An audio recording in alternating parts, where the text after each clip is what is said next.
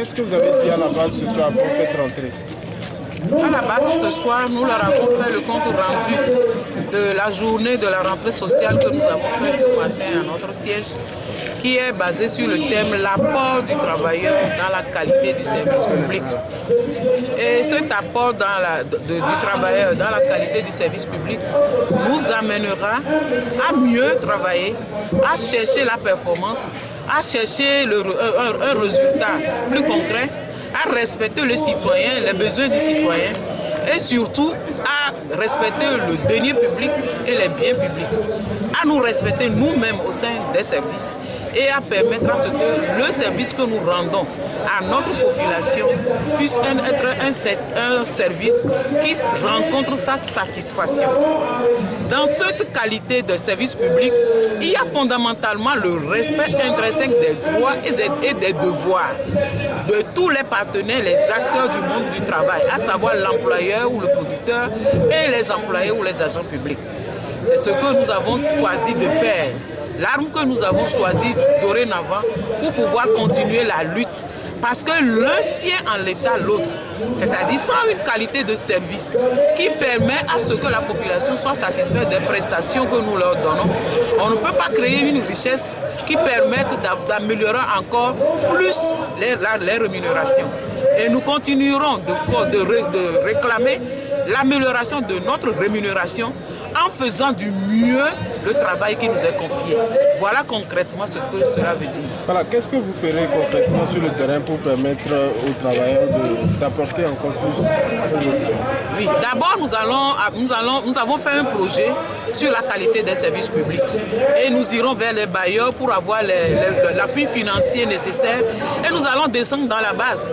Nous irons vers les travailleurs, nous irons vers les camarades, nous allons discuter avec eux, nous allons leur montrer, mettre la lumière sur les manquements, les obstacles, les dysfonctionnements de notre prestation qui font que nous ne donnons pas une prestation de qualité aux usagers.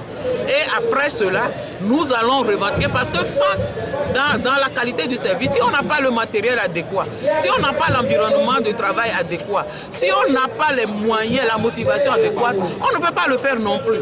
Donc nous allons revendiquer toutes ces conditions, mais travailler nous aussi de la meilleure manière qui soit. Voilà, parlant des revendications, à quel niveau vous êtes? Pour les revendications, nous avons déposé notre plateforme reformulée, c'est-à-dire nous avons sorti de la plateforme les points qui ont déjà reçu un accord, nous les avons sortis et nous avons redéployé le reste avec les problèmes connexes que nous avons connus lors de nos mouvements. Nous l'avons donné au ministre de la fonction publique. Et il a promis nous appeler incessamment afin qu'on discute avec les centrales sur tous les points que nous avons soulevés, puisque les centrales aussi en ont soulevé. Quels sont ces points? On ne sait pas. Les points qui restent sur notre plateforme, c'est le doublement de la valeur indiciaire. On en avait discuté. C'est l'harmonisation de l'âge de départ à la retraite. C'est l'instauration de l'indemnité de départ à la retraite. On avait discuté de ces deux derniers, par exemple, et on avait obtenu l'accord de principe. Il reste à formaliser ces deux points. Pour le premier point du doublement de la valeur indiciaire, il nous avait été dit que le gouvernement ne pouvait pas le faire en une seule année, qu'on allait l'étaler. Donc on n'a pas formulé aussi ce point-là. Il y a le redressement de la grille sur les 2 SMIC dont nous avons parlé, qui constituaient les 280 points, qui sont là.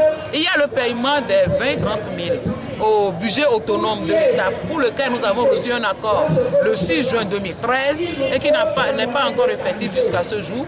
Il y a le problème de la prise en compte des EV, des enseignants volontaires qui ont été recrutés depuis 2014 et qui n'ont pas encore commencé à être intégrés. Une partie seulement a été intégrée. Les autres ont reçu des avances jusqu'à ce jour et on n'a pas encore totalement fait. Il y a eu aussi le problème du reclassement des agents permanents qui a été effectif au cours de ce mois d'août passé. Et il y a aussi le problème des normaliens qui n'ont pas encore reçu, n'ont pas encore été pris en compte sur le budget général. Donc, le temps est de la disposition de la STT, nous n'allons pas le dire ici, mais nous retournerons vers le ministre de la Fonction publique.